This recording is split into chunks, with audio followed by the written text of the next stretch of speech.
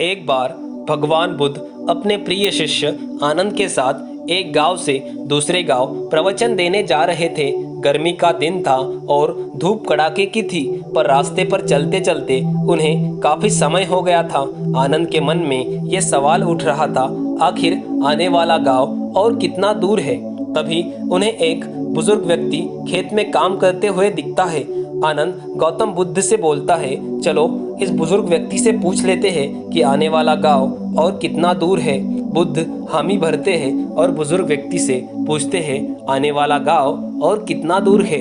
उस बुजुर्ग व्यक्ति ने जवाब दिया, बस कुछ ही दूरी पर आपको उस गांव में पहुंच जाएंगे। और इतना कहते हुए उस बुजुर्ग व्यक्ति गौतम बुद्ध की तरफ देखकर मुस्कुराता है और गौतम बुद्ध भी उस बुजुर्ग व्यक्ति की तरफ देखकर हल्का सा मुस्कुरा देते हैं। यह बात आनंद को कुछ हजम नहीं होती। वह समझ नहीं पाता कि इनके मुस्कुराने का कारण आखिर क्या है।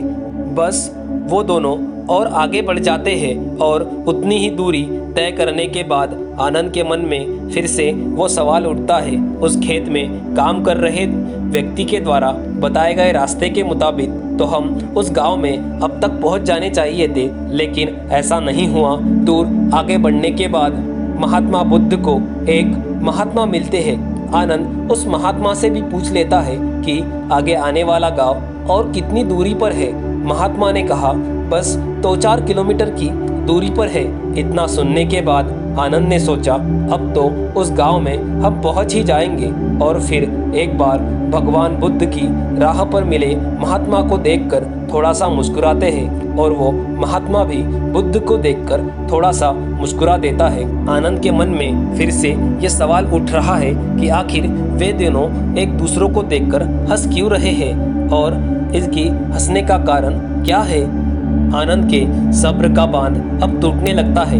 आनंद अपने कंधे कर उठाया सामान को जमीन पर पटकते हुए, हे भगवान बुद्ध, वैसे तो आप कहते हैं बेवजह के सवाल नहीं पूछना चाहिए, फिर मेरे मन में एक सवाल मुझे खाए जा रहा है। अब मुझे रहा नहीं जा रहा और मैं आपसे एक सवाल पूछना चाहता हूँ। आप रास्ते पर मिल रहे हर व्यक्ति को देखकर आखिर मुस्कुरा क्यों रहे हैं।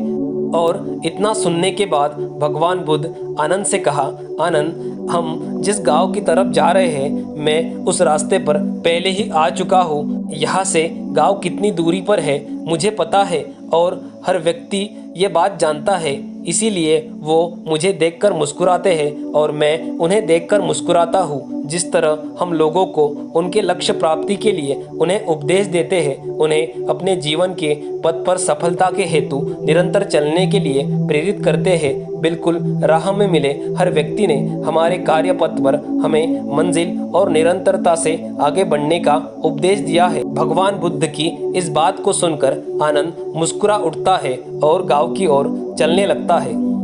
इस कहानी से हमें ये सीख मिलती है, जैसे भगवान बुद्ध और आनंद को कई लोग मिले, उन्हें उनके मार्ग में जाने के लिए प्रेरित किए और बिल्कुल हमें भी हमारे जीवन में आगे बढ़ने के लिए इसी तरह की प्रेरणाएं मिलती है और हमें उन्हें सहृदय स्वीकार करना चाहिए और हमेशा आगे बढ़ना चाहिए, क्योंकि हमें सफलता को पाना है तो हमें निरंतर प्रयास करने ही होंगे। निरंतर प्रयास के बिना हमें सफलता नहीं मिलती।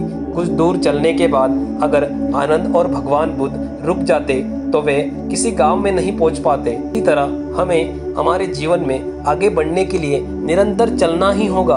यदि हमारा मन भी ना लगे तो भी हमें निरंतर प्रयास करते रहना है और हम इसी तरह से अगर निरंतर चलते रहे तो हमारे जीवन में हमें एक दिन लक्ष्य प्राप्ति जरूर होगी।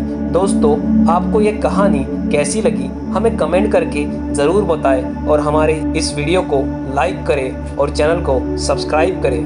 धन्यवाद।